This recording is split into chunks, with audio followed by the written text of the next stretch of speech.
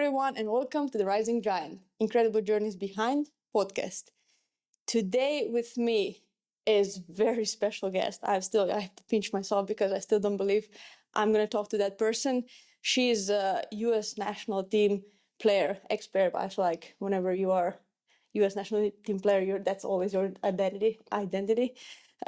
She is a World Cup winner, Olympics winner, NWSL winner, NWSL MVP, Golden Boot Award, everything.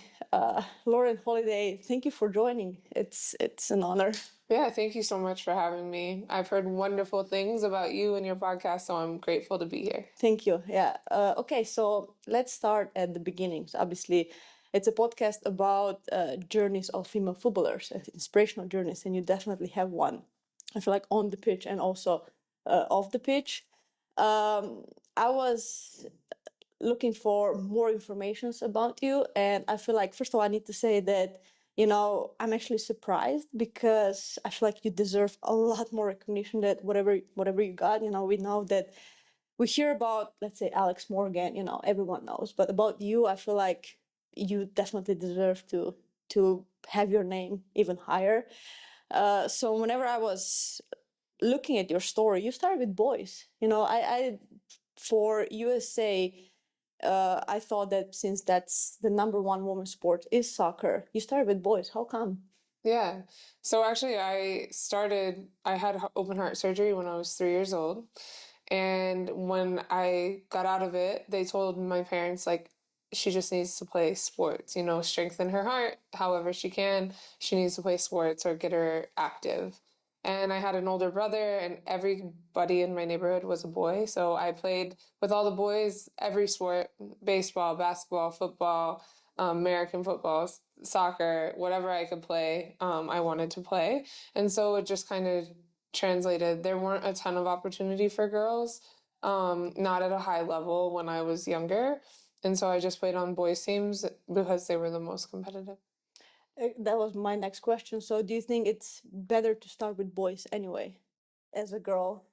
I think now we're like closing the gap. It's okay for like girls to be aggressive. It's okay for girls to like have passion, to be physical, to do all those things. So I don't think it's necessary for us to play with the boys now. I do think the athletic ability is different as we get older, but at a young age, as females, we're probably more athletic and more coordinated. I watch my daughter and I watch other little boys her age, and like there's no gap in athleticism. So I don't think it matters. I think either way, as long as you're taught the game correctly and you're given a place and a space to thrive, I think it's good. I think it's also, it comes from the like educational standpoint for boys as well. Seeing a girl who can also play soccer, I think it's very important because we raise those little boys as a lot more open-minded. Yeah. In Europe, definitely, whenever I started, we only have 5 years. We're 5 years apart, me and you. And whenever I started, like, women's football didn't exist, Yeah. or soccer in that case. Yeah. So I had to start with the boys, and just kind of like my beginnings, not knowing that women's soccer exists, were a little bit different. So my question is, like, can you just talk about your journey? Because it is different, because women's soccer in USA, it's a lot different than whatever it's in Europe. Yeah, I think like starting out and playing with boys and obviously having a brother, and I wanted to play every male sport. So I was like, if you ask my mom and dad, they would probably tell you I said I'd be the first ever professional baseball player as a woman. I was going to be the first ever professional basketball player to play in the NBA.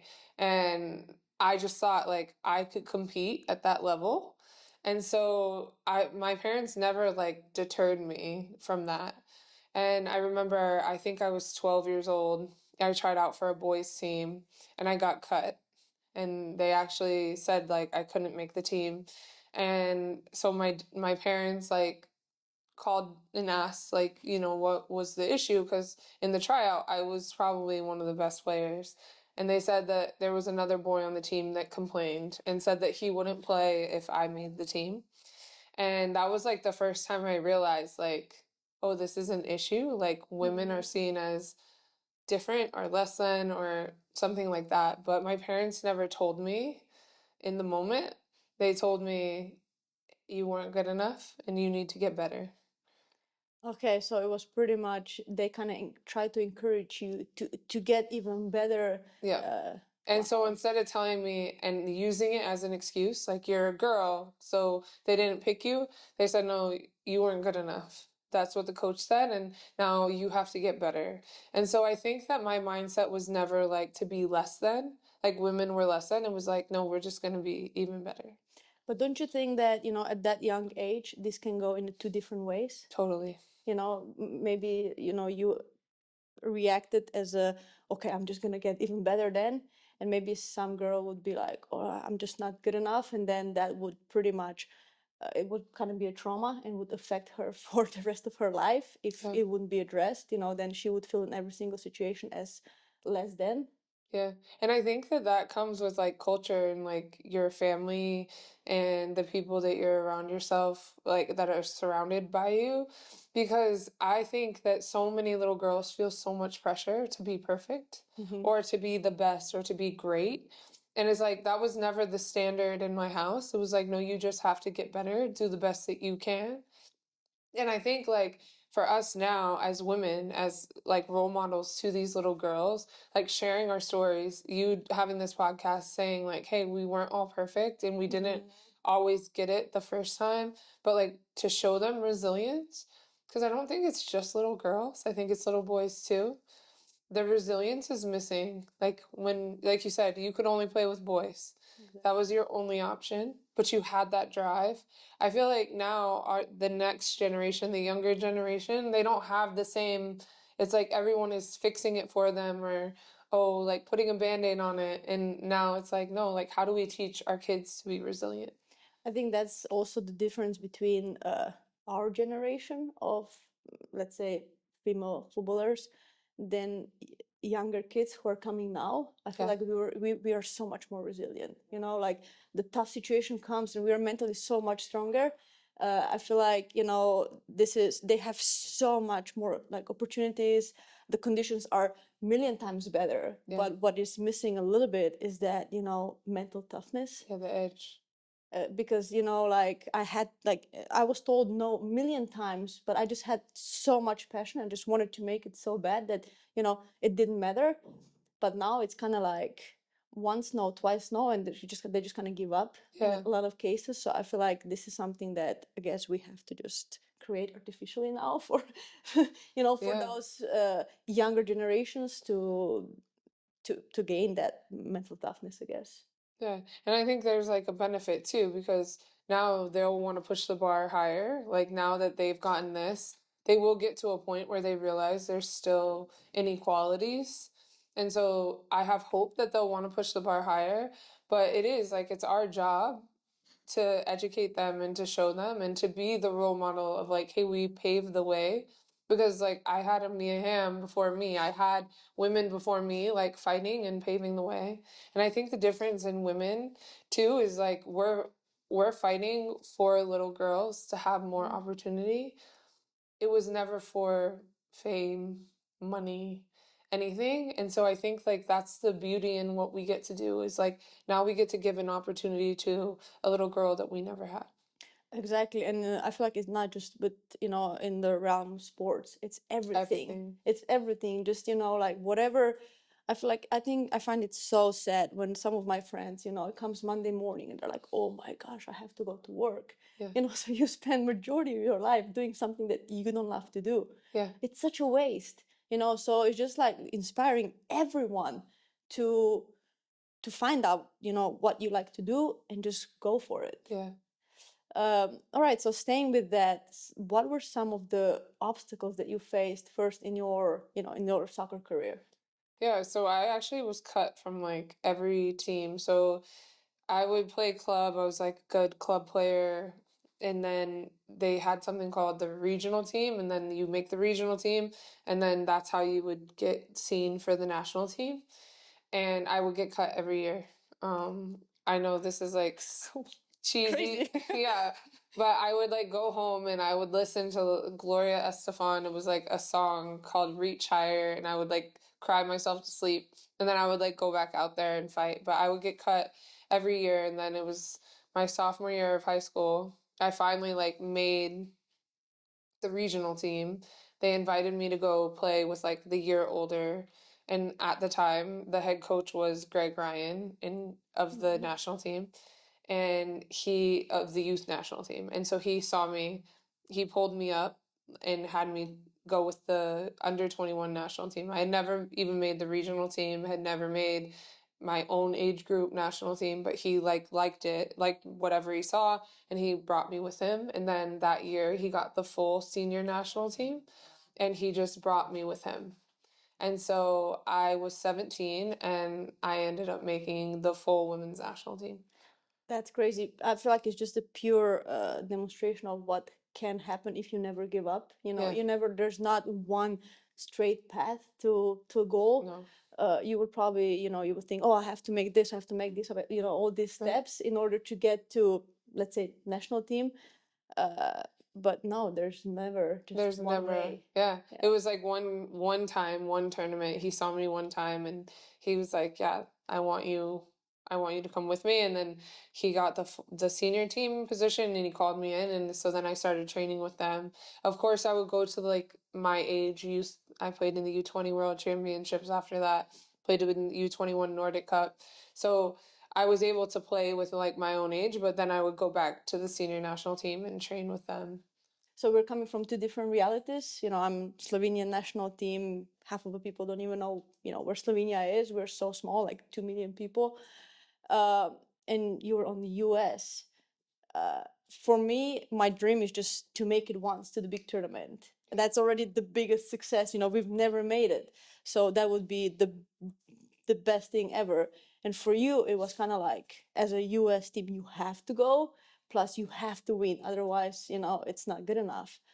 How do you feel whenever you do qualified? Is it even like, wow, yeah, we did it? And what kind of a pressure is that, to always have to be the best?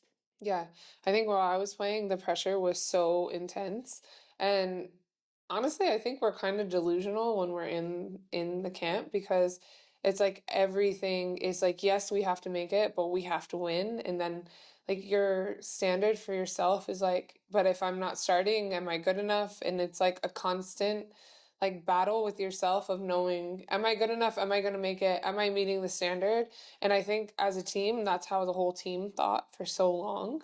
I do think there's a shift a little bit now Mhm. happening in the US, which I like and I welcome because I think our team is really good. But I think when I was playing, it was always like you had to be the fittest you've ever been. You have had to practice, like you could not skip anything, you could not miss anything.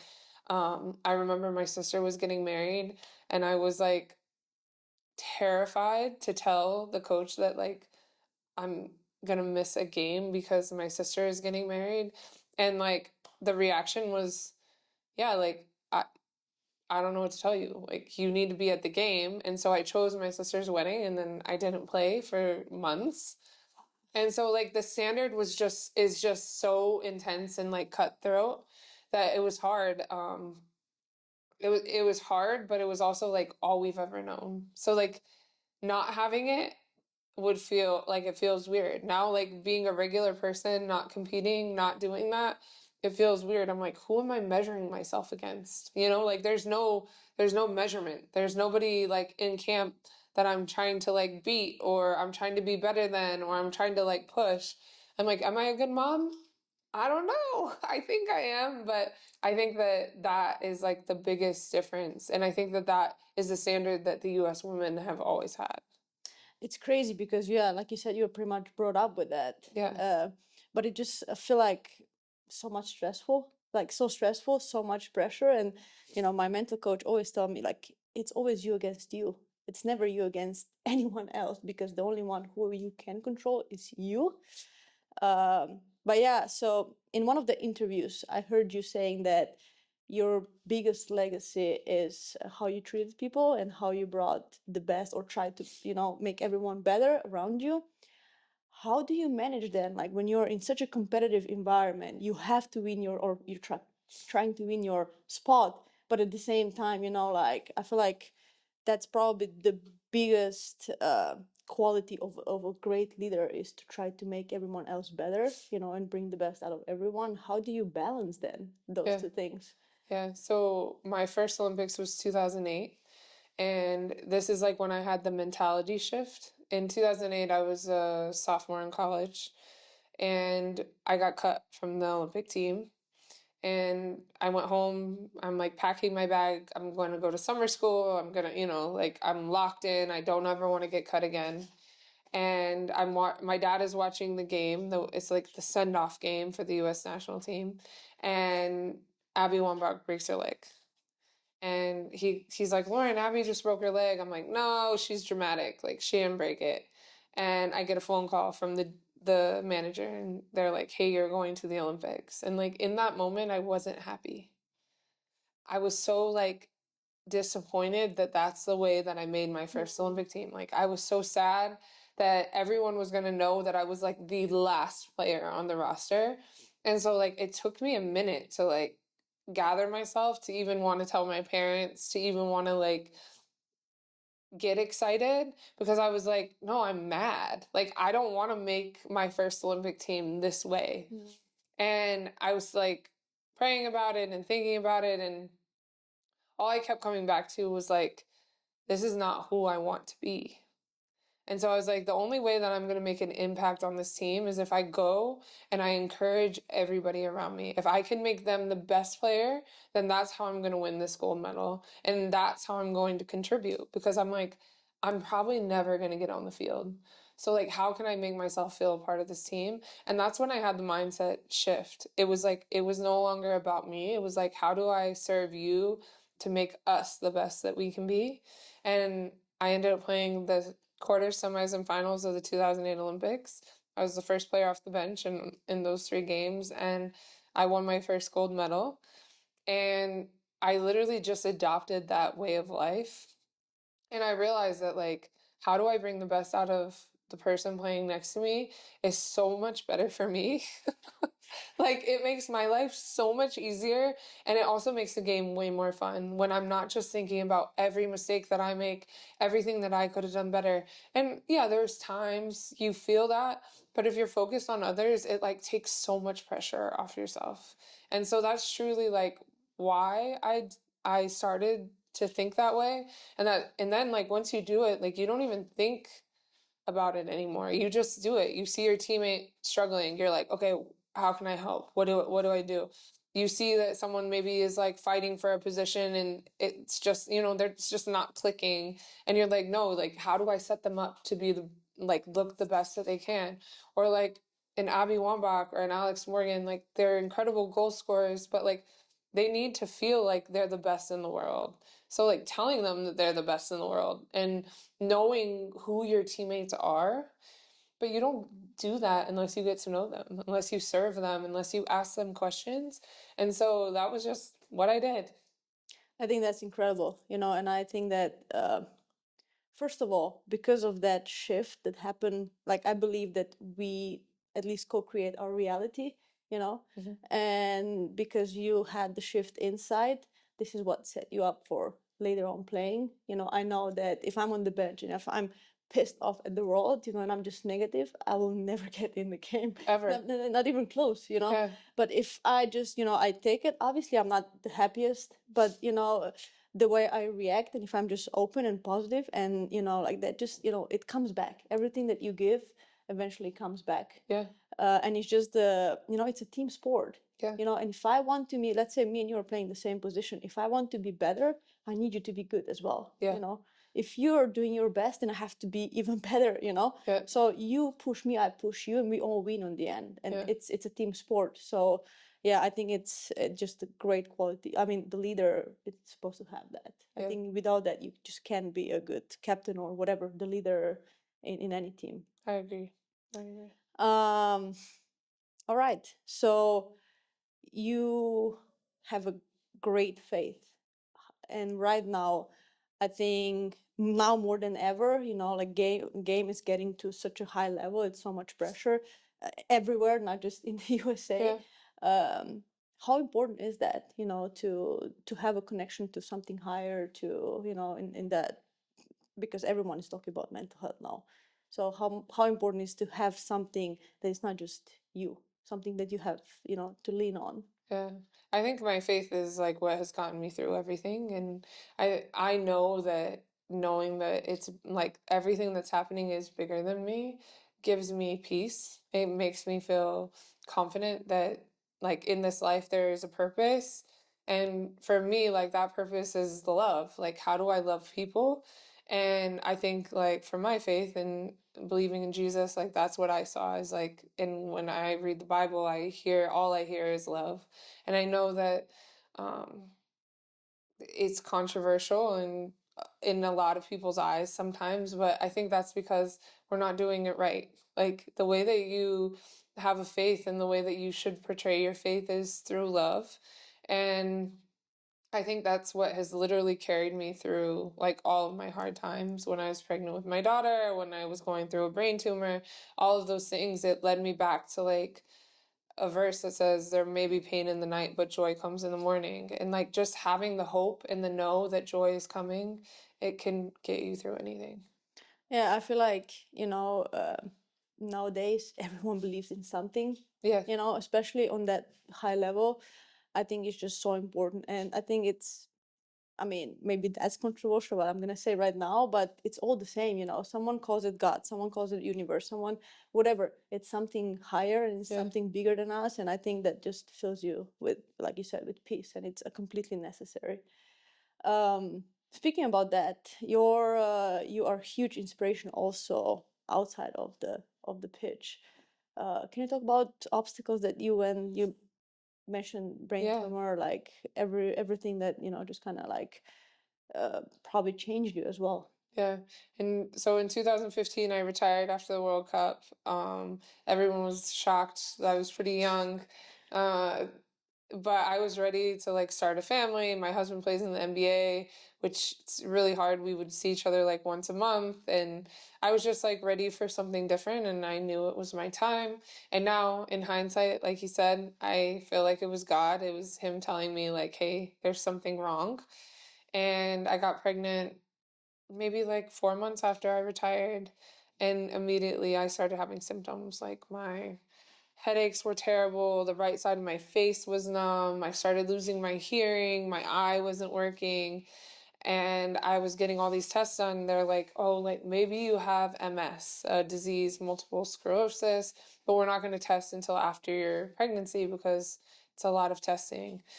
So I went on, it was like 6 months pass, and I woke up with like the worst migraine headache ever.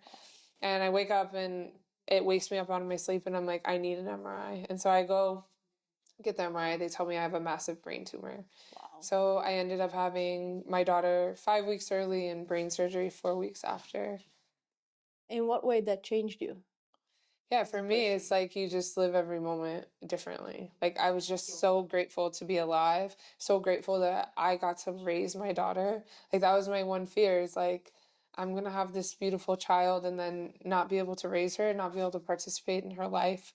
And that was like my one thing I wanted, and I would ask God for is like, Lord, just allow me to like live. And I wanted to live. I wanted to be there. I wanted to experience her life.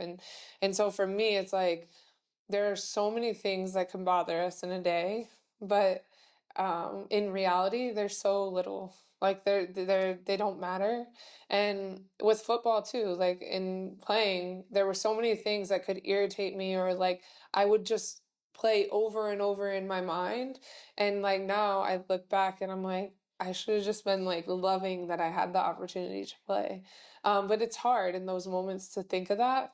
But when you have something so life-threatening or so scary, I feel like it really can put things to perspective. So lately, I just realized, you know, we're always either in the past or in the future. You know, we're never here. We're never really enjoying. You know, and it's like either if it's good, we want more. Yeah, If it's not good, then I just want to get out of here. yeah, You know, and kind of, so it's kind of, I feel like I totally get you when you're saying like, like you just enjoy here and now, and you're grateful Yeah. for the moment. And also, like, sometimes the suffering is necessary. And I don't think people realize that. Like, suffering happens and it's okay. Like, you can sit through suffering. It's like, who do you want to be through that? Because, like you said, you can run from it, or you can make excuses, or you can talk badly about others, or you can just say, hey, I know it's going to get better. Or you can choose to see other people and their suffering, and you can choose to serve them. So I do think there there's so much growth in suffering, and so I think it can be a positive thing. No, yeah, I definitely agree. We are running out of time, but I have two more questions, two quick ones.